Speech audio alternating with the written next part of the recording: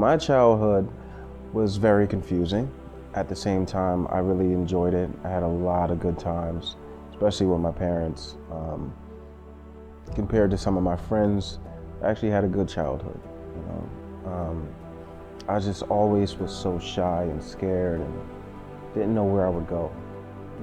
And very confused.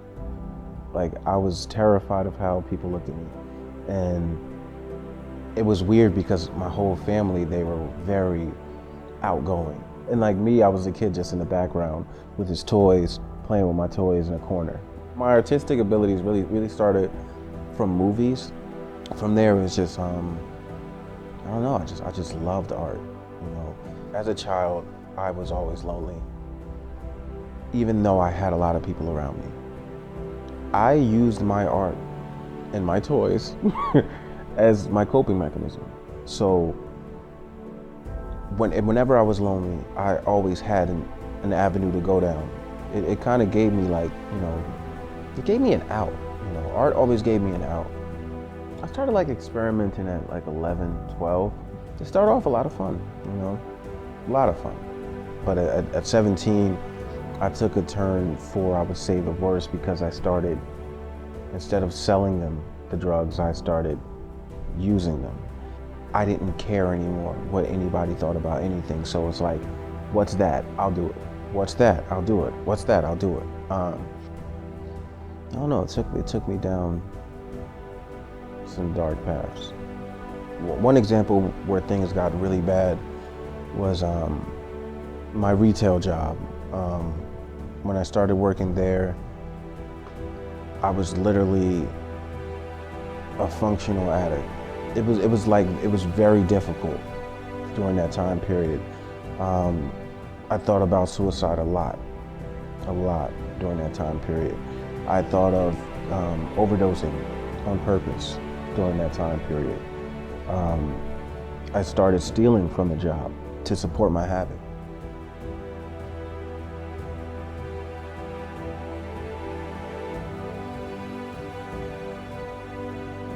So I leave rehab, and what do I start doing? I start shooting. That's when everything changed. As soon as I put a needle in my arm, everything went out the window. In many ways, I felt like I sold my soul, and there was no getting it back. In the double digits, I went to rehabs and detoxes and outpatients. And each time, I learned a little bit more about myself, but at the same time, I just had no hope. There was no hope. The moment that opened my eyes to a point where there was no going back was I overdosed, fell face first on a radiator.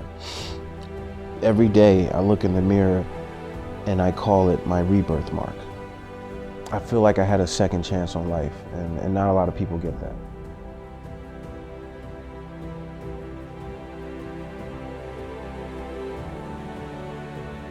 I started out with Helio with outpatient. I was very new to everything. Helio made me very comfortable. Helio is such a crucial part of my recovery, where it's kind of sad when you start to graduate, when I start to not have the same services, because it's such a pivotal part of me. I'm at the opposite spectrum of hope now. Before, I didn't think hope existed. I had no hope for anything. And they really showed me something that for one, people do care, and that change is possible. And if you want it bad enough, you can get it. You're not gonna get anywhere if you don't put in work. Helio showed you that.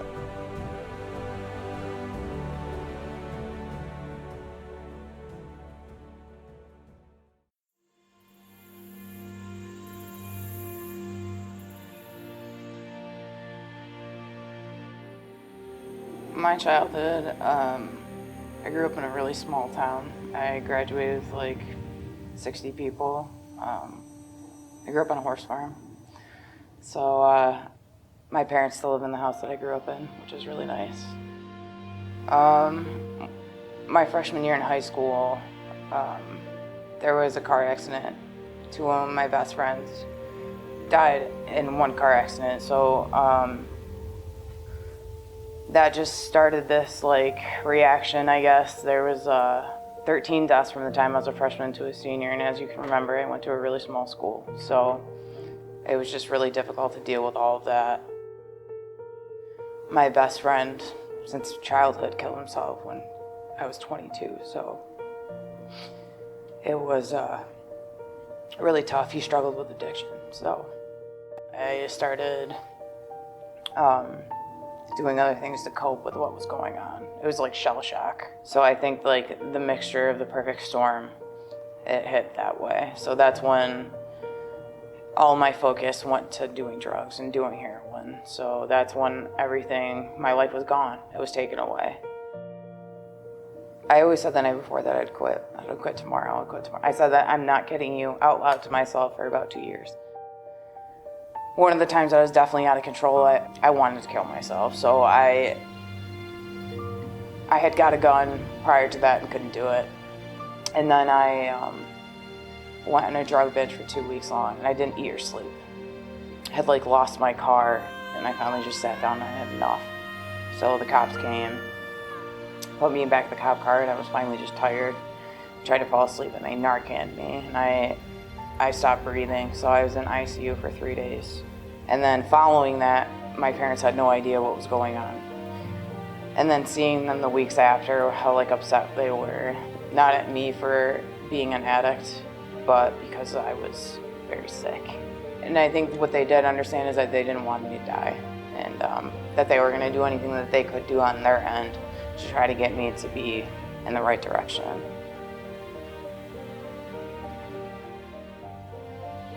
I went in front of the judge, and Michelle was behind me sitting with my girlfriend. And if a peer specialist wasn't in court at that time, I would have probably still been out doing the same thing over and over and over and over again. She really turned things around for me and kind of like sent me in the best direction I could go, which consequently got me sober. Life now is very, very simple compared to how it used to be. A lot less chaos. Life is it's great now. It's beyond my wildest dreams, honestly. So, I mean, everything has turned around for the better. And even when bad things happen, they don't seem that bad because of all the great things that do happen. I am very fortunate and very grateful that I got to start over. I really wish that for people.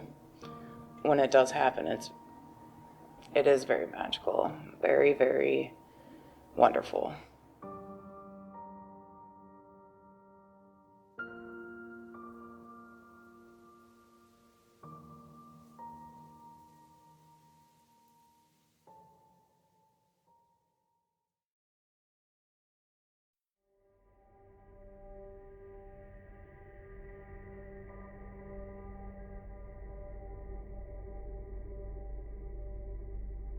It was just, you get up and all you think about is getting high.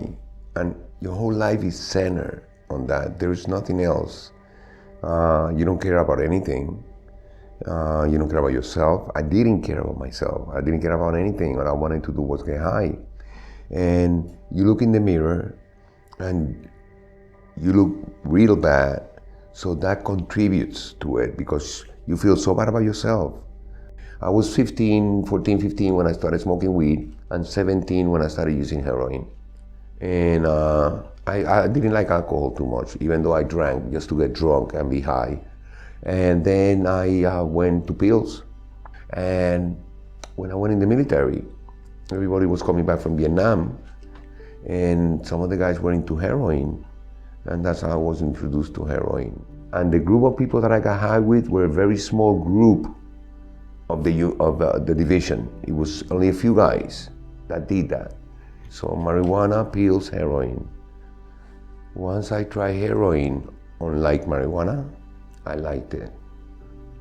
During my time in service, so I did it mostly some weekends, maybe 1-2 weekends of the month. It was an addiction, almost 50 years.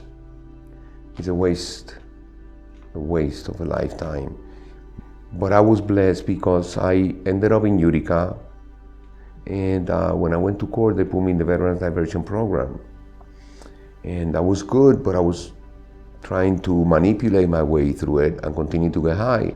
And Adele, the coordinator for the program, she called me and she said, "Why don't you come to my office?" This was a Friday, it was the 18th of September last year. She had a surprise for me. She didn't let me leave the office. She told me, "I'm taking you to rehab." And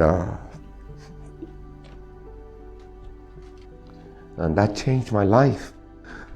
I was dirty. I weighed about $150. My hair was long, dirty clothes. And she didn't care about that. She didn't cover her nose because of the way I smell. She didn't look at me like a monster. But that was the beginning of my life now, and that's the part that counts. I'm working, and I work in a gym, and that to me is essential in me staying clean, because I work out. The body that I destroy, now I take care of. My relationship, my faith, my relationship with the people that I love and that love me, exercise, working, all those things. And that is a very big part of my recovery. I have a relationship with my daughter. She gave me a chance to come back into her life. And we have a relationship to be able to experience what I'm experiencing now in recovery, now that I am clean. And to little by little be able to let go of those 50 years, almost 40 plus years, almost 50 years of drug use, and not to dwell on it, not to think of myself as a failure. I don't control the world. I can only control what I do right now.